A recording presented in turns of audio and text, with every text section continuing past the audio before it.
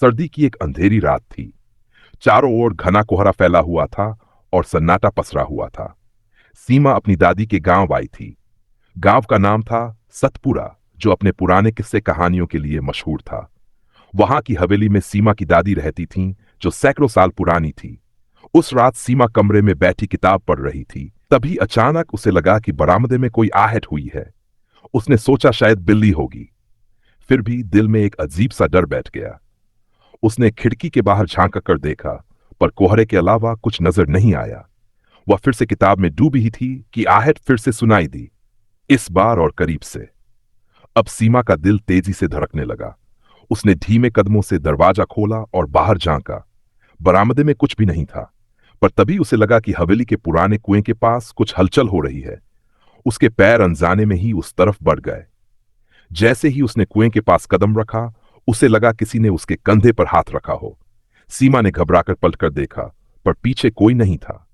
अचानक कुएं के अंदर से धीमी सी आवाज आई, मानो कोई फुसफुसा रहा हो। सीमा! उसकी चीख निकलते निकलते रह गई। अचानक हवेली का पुराना घंटा बज उठा, बिना किसी हवा के। सीमा के होश उड़ गए। उसने भागने की कोशिश की, लेकिन उसके पैरों में मानो किसी ने बेड़ियां डाल दी हों। तभी उसे कुएं से एक चेहरा झांकता दिखा, फीका और अंधेरे से भरा हुआ। वह कुछ सोच पाती उससे पहले ही दादी की आवाज आई, सीमा, भीतर आ जा, रात में वहां मत जा। दादी की आवाज सुनते ही सब कुछ गायब हो गया।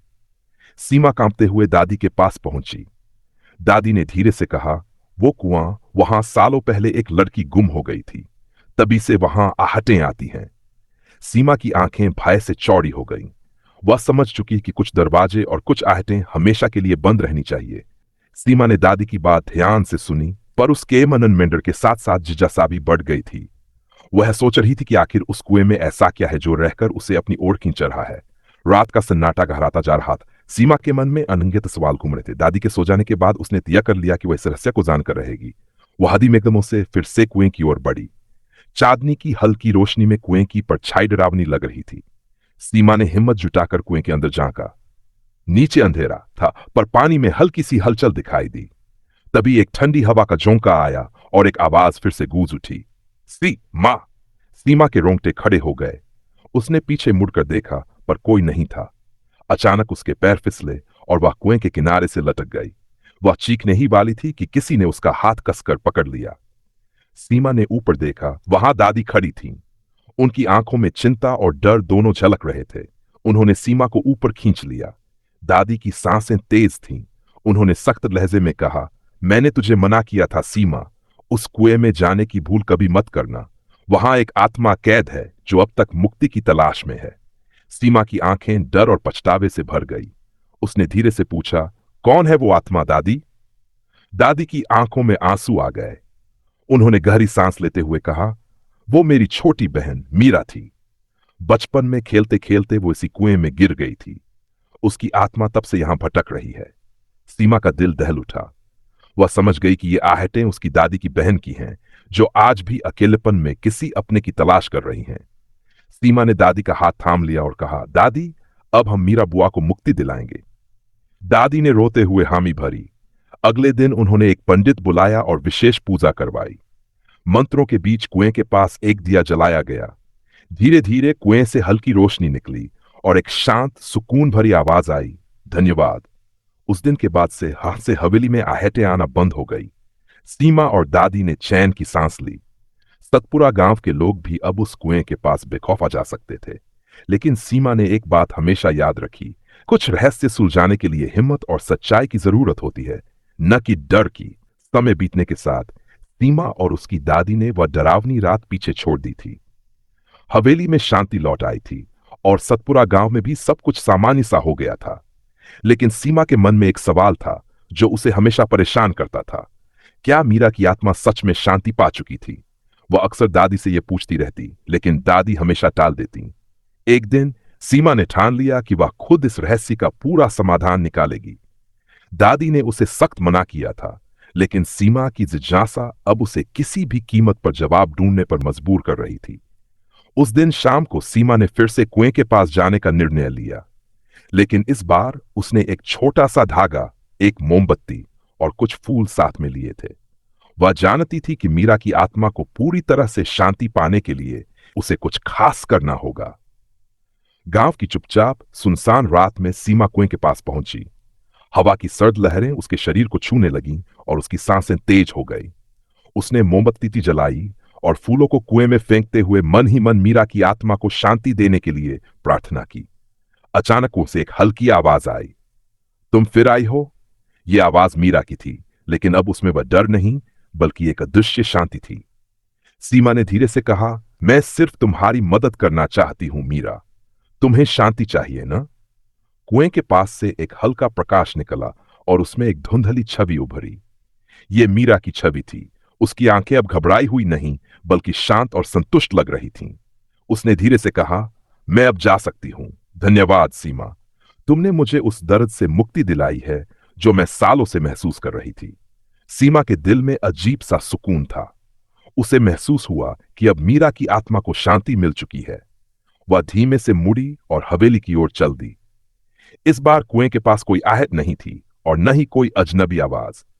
हवेली में वापस लौटते हुए सीमा ने देखा कि आसमान में चांद चमक रहा था और जैसे हर चीज खुद को नयापन महसूस कर रही थी। वह जान चुकी थी कि डर का सामना करने और सच्चाई को जानने के बाद इंसान को अपने अंदर की शक्ति का एहसास होता है। अब सतपुरा गांव में वह डरावना कुआं एक शांत और सम्मानजनक स्थल बन चुका था, जहां लोग आकर मीरा की आत्मा को श्रद्धांजलि दे देते थे।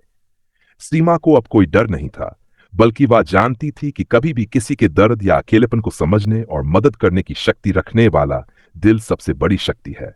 बीता गया और सीमा का जीवन धीरे धीरे सामान्य हो गया। उसने बहुत कुछ सीखा था उस अनुभव से, डर, जिज्ञासा और सच्चाई के बीच की खाई को समझना। लेकिन उसे एक बात हमेशा परेशान करती रही। क्या मीरा की आत्मा सच में शांत हो चुकी थी या फिर वह सिर्फ एक भ्रम था? एक दिन सीमा अपनी दादी के पास बैठी थी और वह फिर से उसी पुराने कुएं के बारे में सोच रही थी। दादी ने उसे पहले ही समझाया था कि मीरा की आत्मा अब शांति में है, लेकिन सीमा का मन अब भी कचोटता था। दादी को पता था कि सीमा का मन कभी शांत नहीं हो सकता और शायद यही वजह थी कि वह एक आखिरी बार मीरा की आत्मा से मिलने के लिए उसे एक नई राह दिखाना चाहती थी। दादी ने सीमा से कहा, तुमने जो किया वह सही था, लेकिन कुछ सवाल हैं जिनका जवाब समय ही दे सकता है। याद रखना, कभी कभी हमें अपने डर और उम्मीदों को एक साथ स्वीकार करना होता है। दादी की बातों ने सीमा को सोचने पर मजबूर कर दिया। उसने मन ही मन ठान लिया कि वह एक बार फिर से उस कुएं के पास जाएगी, ताकि वह खुद से यह जान सके कि मीरा की आत्मा सचमुच शांति पा चुकी है या नहीं। कुछ दिन बाद सीमा ने एक और रात को चुना, जब चांद अपनी पूरी आभा में था और गांव की हवाएं सर्द थी। वह चुपचाप कुएं के पास पहुंची, जैसे पहले बार की तरह। इस बार उसने कोई मोमबत्ती या फूल नहीं लाए थे, क्योंकि वह जानती थी कि मीरा की आत्मा के साथ अब उसे एक और यात्रा करनी थी, एक आखिरी यात्रा। कुएं के पास पहुंचते ही उसे फिर वही आहट सुनाई दी, लेकिन इस बार वह डर नहीं बल्कि शांति का एहसास था। सीमा, वह आवाज आई, लेकिन इसमें किसी भी प्रकार का दर्द या घबराहट नहीं थी। सीमा ने धीरे से कहा, मीरा, तुम अब पूरी तरह से शांत हो। तुम्हें अब और नहीं भटकना पड़ेगा, सही है? एक हल्की सी धुंधली छवि फिर से कुएं के अंदर से उभरी। मीरा का चेहरा अब पूरी तरह से शांत और संतुष्ट था। उसने मुस्कुराते हुए कहा, हाँ सीमा, अब मैं शांति में हूं। तुमने मुझे वह दिया जो मैं सालों से तलाश रही थी। सीमा ने गहरी सांस ली और अपने दिल की सारी चिंताओं को छोड़ दिया। मीरा की आत्मा अब पूरी तरह से मुक्त थी। इस बार उसे आहट नहीं सुनाई दी, बल्कि एक ठंडी शांत हवा का झोंका आया। सीमा ने महसूस किया कि यह हवा अब एक नई शुरुआत का संकेत थी। धन्यवाद सीमा, मीरा ने आखिरी बार कहा और फिर धीरे धीरे वह गायब हो गई, जैसे वह अब कहीं बहुत दूर शांति से जी रही हो। सीमा ने फिर से एक बार कुएं के पास खड़े होकर आकाश की ओर देखा। अब उसे डर नहीं बल्कि एक गहरी संतुष्टि का एहसास हो रहा था। मीरा की आत्मा को शांति मिल चुकी थी और सीमा ने भी अब अपने भीतर का डर और जिज्ञासा दोनों को समाप्त कर दिया था। वह जानती थी कि कभी कभी जीवन के सबसे अंधेरे मोड़ों में हमें सच और सच्चाई के रास्ते पर चलना पड़ता है, और तब हमें उस रास्ते से जो ज्ञान मिलता है वह हमें खुद को और दूसरों को भी शांति दिलाने की शक्ति देता है। और इस तरह सीमा ने न केवल मीरा की आत्मा को शांति दी, बल्कि खुद को भी। सीमा के मन में अब कोई सवाल नहीं था। वह जान चुकी थी कि मीरा की आत्मा शांति पा चुकी थी और उसने अपनी यात्रा पूरी कर ली थी। लेकिन एक और रहस्य था जो अब तक उसके दिल में हलचल पैदा कर रहा था। वह सवाल था, क्या वह खुद भी पूरी तरह से शांति महसूस कर रही थी? एक दिन सीमा ने महसूस किया कि वह अब पहले जैसी नहीं रही। उसका आत्मविश्वास बढ़ चुका था और वह अब डर से नहीं बल्कि उत्साह और जान से भरी हुई थी। लेकिन फिर भी उसे यह समझने में समय लग रहा था कि उसके भीतर वह डर और जिज्ञासा कहां से आए थे। दादी की यादें अब भी उसके साथ थीं और एक दिन वह घर के बगीचे में बैठी हुई थी जब दादी ने उसे एक बात बताई जो अब तक उसे छुपी हुई थी। दादी ने कहा, सीमा, वह जो आहेटें तुमने सुनी थीं सिर्फ मीरा की नहीं थीं। वो आहेटें उन सभी आत्माओं की थीं जो इस हवेली और गांव में कभी जी चुकी थीं। किसी ने कभी उन्हें शांति नहीं दी और वे कभी नहीं रुक पाई, लेकिन तुमने जो किया उससे सब बदल गया। तुमने न केवल मीरा को शांति दी बल्कि उन सभी को भी। तुमने वह काम किया है जो कोई नहीं कर सका। सीमा ने दादी की बातों को ध्यान से सुना। दादी ने सही कहा था। यह सिर्फ मीरा की आत्मा का सवाल नहीं था बल्कि उन सभी आत्माओं का था जो भटक रही थी, जिन्हें कभी प्यार या ध्यान नहीं मिला। दादी ने आगे कहा, हम सभी को कभी न कभी शांति की तलाश होती है, लेकिन यह शांति हमें दूसरों के साथ मिलकर ही मिल सकती है। तुमने वह दिखाया सीमा। तुमने समझा कि हर आत्मा को सम्मान और प्यार की जरूरत होती है और यह प्यार ही उन्हें शांति दे सकता है। सीमा को अब यह महसूस हुआ कि उसकी यात्रा सिर्फ मीरा तक सीमित नहीं थी। वह अपने डर को पार कर एक नए स्तर पर पहुंच चुकी थी, जहां उसे न सिर्फ दूसरों की मदद करनी थी बल्कि खुद को भी समझना था। उस दिन के बाद सीमा ने इस नए जान को अपने जीवन का हिस्सा बना लिया। वह अब न केवल अपने डर का सामना करने के लिए तैयार थी बल्कि दूसरों की आहटों को भी सुनने और उनकी मदद करने का मार्ग भी जान चुकी थी। समय के साथ सतपुरा गांव में एक नई हवा आई। अब लोग हवेली के पास बिना डर के आते थे, क्योंकि उन्हें पता था कि यहां कोई बुरी आत्मा नहीं है बल्कि एक ऐसी जगह है जहां शांति और प्यार का वास है। सीमा ने न केवल मीरा की आत्मो शांति दी बल्कि उसने पूरे गांव को यह सिखाया कि सच्ची शांति दूसरों की मदद करने और उन्हें समझने में ही है। और इस तरह सीमा ने न केवल अपनी आहटों को शांत किया बल्कि पूरे गांव की आहटों को भी खत्म कर दिया। एक नई आशा,